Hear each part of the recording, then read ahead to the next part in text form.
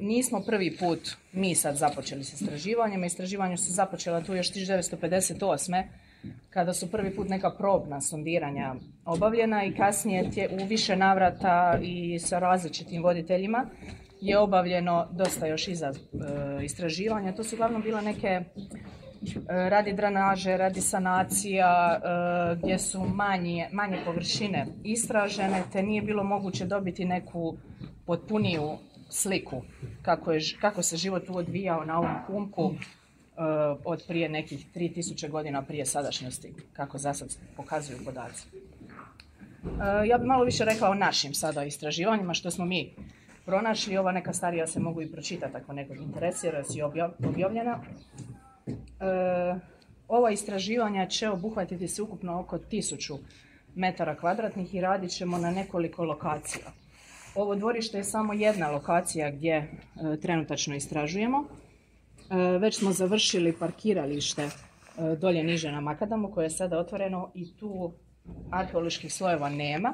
Znači, život se odvijao na ovom Humku puno prije ove utvrde koju danas vidimo. Ono što evo sada kolege tu rade, znači sve što vidite ove slojeve u zemlji, to su već prapovijesni slojevi. Unutar dvorišta neki srednjovjekovni sloj nije pronađen. Znači odmah ispod popločenja na 30 cm kreću prvi prapovijesni slojevi prepuni nalaza slomljenih keramičkih posuda, utega od kalačkog stana, vatrišta, ostaci prapovijesnih kuća sa jako kvalitetno sačuvanim podovima koji su rađeni od zapečene gline. Znači oni su do danas skoro pa u izvornom svom obliku ostali sačuvani. Ovo zašto kopamo u malim segmentima, to me netko od vas već pitao, jer su tu prošle mnoge instalacije, od grijanja, odvodnje, kanalizacije, jer da bi mogao grad funkcionirati danas za posjetitelje i za urede i za restoran, jednostavno morala je neka infrastruktura proći, tako da sad mi u tim malim segmentima pokušavamo do što više podataka doći.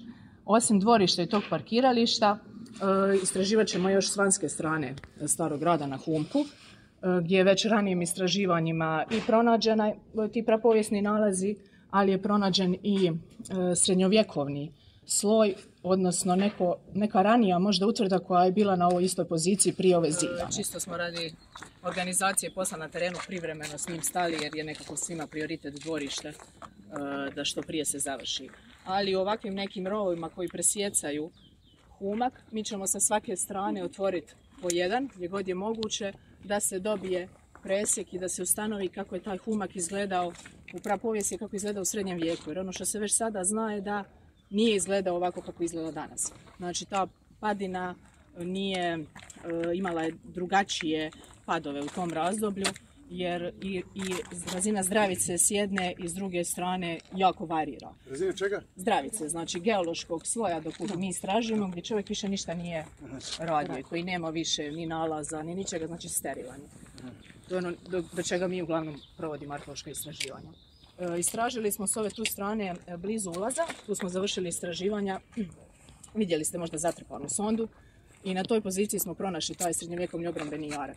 Znači on je ukopan u tu zdravicu i ovako vam izgleda kao lijevak. I sad mi pratimo te njegove recimo zapune ili nasipe kojim je on zatrpan i po toj količini kad ih različiti su i kako izdvajamo materijal možemo odrediti koja sva razdoblja imamo, koliko je on faza zatrpan. Ali on je definitivno ukopan u zdravicu.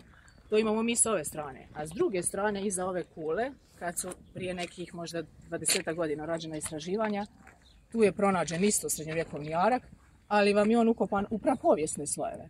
Recimo s ove strane kod ulaza prapovijesnih slojeva nema, a tamo su jako duboki. Tako da taj Humak, već sad znamo, nije izgledao ovako, ali pozicioniranjem tih naših rovova i kako kopamo do zdravice, mi ćemo možda dobiti 3D recimo neki izgled tog Humka kako je tada izgledao. Kako je rađena? Znači ima kamena, ima opeke, pa tu na ovom dijelu nema temelj, u opsidi ima temelj.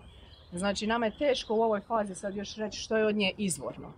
Ona se prvi put spominje u 14. stoljeću vezano za, spominje se župnik, znači da tada već ima župnika svog, što bi upućivalo da je možda i starija, da možda postoji u 13. stoljeću, ako već sad u 14. ima nekog svog župnika i spominje se u popisu Dubovačkih župa. Tako da teško je sad utvrditi što je njeno preživjelo izvorno kroz sva ta stoljeća. U apsidi imamo temelj i sve gdje god imamo taj dosta grubo rađen temelj, imate neke crvene gline u tom vezivnom sredstvu. Čak nisam ni sigurna kakav je to materijal, geolozi će nam to malo više odrediti.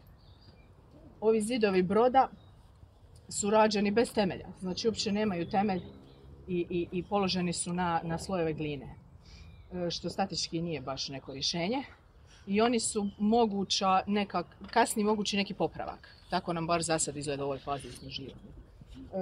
S ove južne strane crkve imamo jednu malu prostoricu. Ona nekako položajem odgovara da bi mogla biti sakristija, iako u literaturi se na svakom mjestu navodi da nije imala sakristiju. Nisam sigurna odakle zvuči taj podatak, ali evo, imamo neku prostoriju.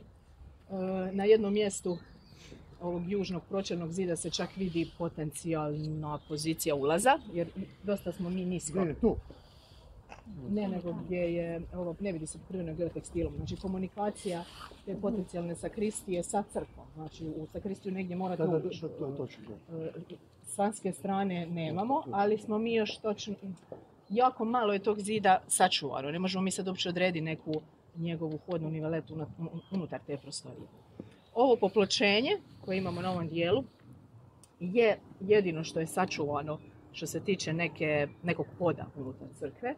Prvobitno smo mislili da je izvorno, sada trenutačno mislim da nije izvorno, jer ispod njega nam idu slojevi sa već devastiranim kostima, odnosno sa nekim uništenim grobovima, pa su ostaci ljudskih kostiju dospjeli ispod, što bi upućivalo da je to neko popločenje došlo u kasnijem razdoblju kad je već dio grobova uništen, a to bi razdoblje trebalo biti možda kad tu vojska koristi ovaj položaj i crkvu i kad ona nema više svoju sakralnu funkciju, znači bogoslužja se tu ne provode, već izgrađena je nova crkva i ona više nije župna crkva.